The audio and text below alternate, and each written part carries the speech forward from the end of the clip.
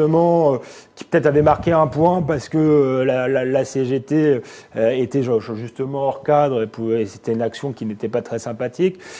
Finalement, Martinez revient en arrière.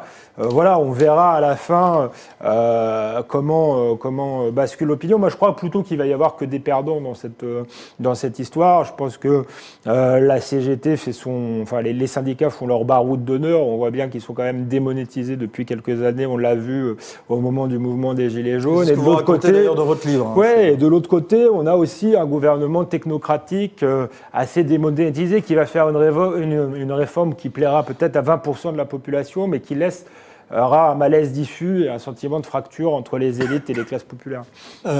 Fergan, d'un autre côté, Philippe Martinez s'est réexprimé cet après-midi. On n'en fait pas un peu trop, là? Non, pas du tout. Au contraire, je pense qu'on n'en fait pas assez.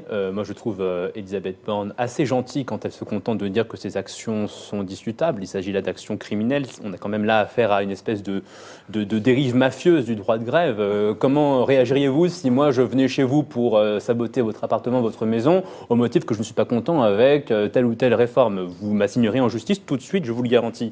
Non, mais c'est quelque chose qui est quand même assez triste, parce qu'une économie de marché, un pays comme la France, a besoin d'un syndicalisme fort, représentatif, authentique, légitime, pour contribuer à la régulation pacifique des rapports sociaux. Et c'est dans cet esprit-là que, notamment, les réformateurs libéraux, durant le Second Empire, ont aboli le délit de coalition avec la loi Olivier. Donc il y a une volonté,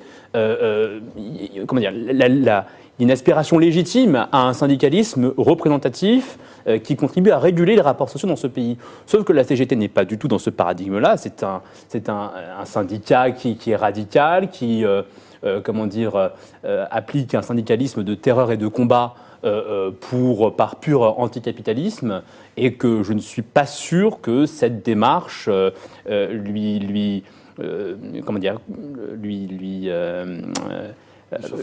soit favorable dans l'opinion publique. Je pense qu'elle se tire une balle dans le pied. Alors justement, ça c'est intéressant. Donc ça, en tout cas, vos propos plaisent à Nathan, qui dit bien se faire gagner décidément.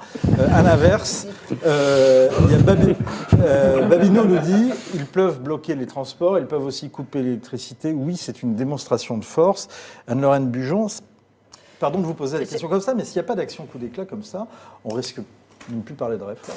Je trouve intéressant de faire le parallèle avec les transports, parce qu'à mon avis, il faut le faire. C'est-à-dire que parler d'action criminelle ou de terreur dans le cas de la CGT, ça me paraît quand même un peu abusif.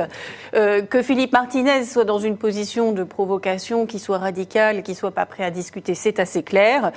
Quand il